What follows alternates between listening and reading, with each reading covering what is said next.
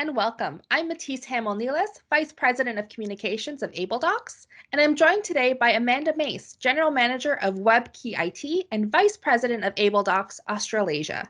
Hi, Amanda, and thank you so much for joining me today. Tell us a little bit about yourself. Hi, Matisse.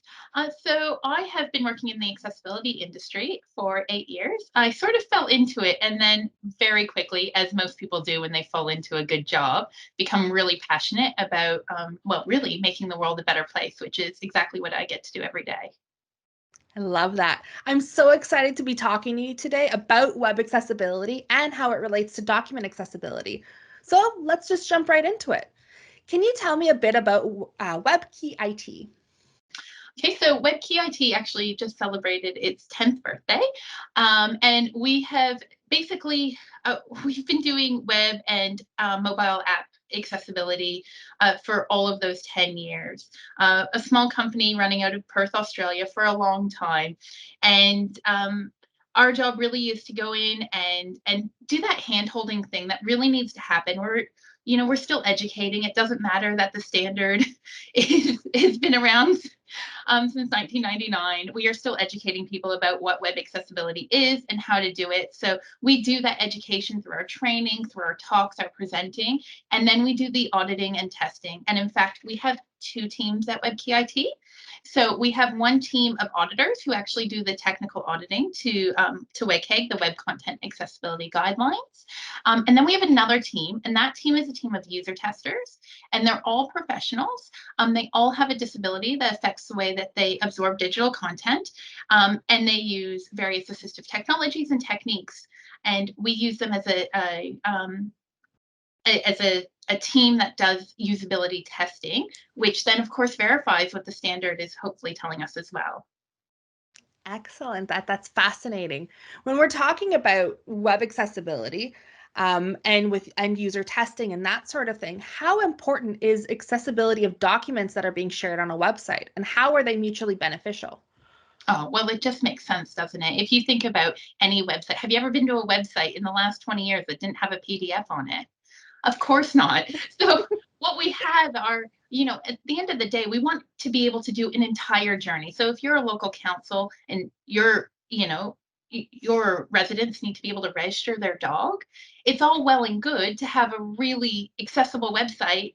But if you get to the end and the PDF that you need to fill out is inaccessible, well, that journey's been wasted, hasn't it? And no one's going to be happy with that. And the vice versa obviously works as well. So if you have to troll your way through a really inaccessible website and then you get to a PDF that's really accessible, that's just frustration. And potentially you can't do that independently as well. So, one of the best things about accessibility as a whole, and this counts for all of digital accessibility, is it really brings back the ability for independence and security and privacy to do things regardless of your varying capabilities. Hmm. And with that in mind, how does document accessibility play into the whole cohesive web accessibility strategy? So I guess building on your last answer. Yeah, so I think again, it's about ensuring that everything's being touched. So when I first start with clients, one of the things I first tell them as a consultant is that I want to touch just about everything that comes up on a computer screen for you. I want to have my eyes over that to make sure it's as accessible as possible. And I think ultimately that's what we want to do. And we've really moved in the accessibility space away from just saying web accessibility. We're talking now about digital accessibility. So if you can see it on a screen, there's probably a rule for that. And we should think about what that rule does for the end user and how they're using your product. I absolutely love that. That anything that you touch, that should all be accessible, and it's not just web accessibility; it's digital. I love that. Do you find it to be the case that websites deem themselves accessible but still house inaccessible documents more often than not? Oh gosh, yes. And look, in fairness, a lot of this has to come down to the fear of dealing with what for medium to big corporations and government, thousands of documents, thousands of legacy documents that they don't know what to do with. So they don't have a Mm. strategy. And this is where I think the merger of WebKey IT and AbleDocs is just so incredibly special because it's really going to give us that all-round approach, we're going to be able to offer so much to our current clients, and AbleDocs is going to be able to offer so much that they can't do right now with having us on board. So it's a really good marriage of digital accessibility specialists. That's wonderful. Thank you so much, Amanda, for taking the time today. You answered my last question. Sorry. No. So thank you so much for your time today, Amanda. It's been an absolute pleasure talking with you. For more information about AbleDocs and its services, please visit our website, abledocs.com. Until next time.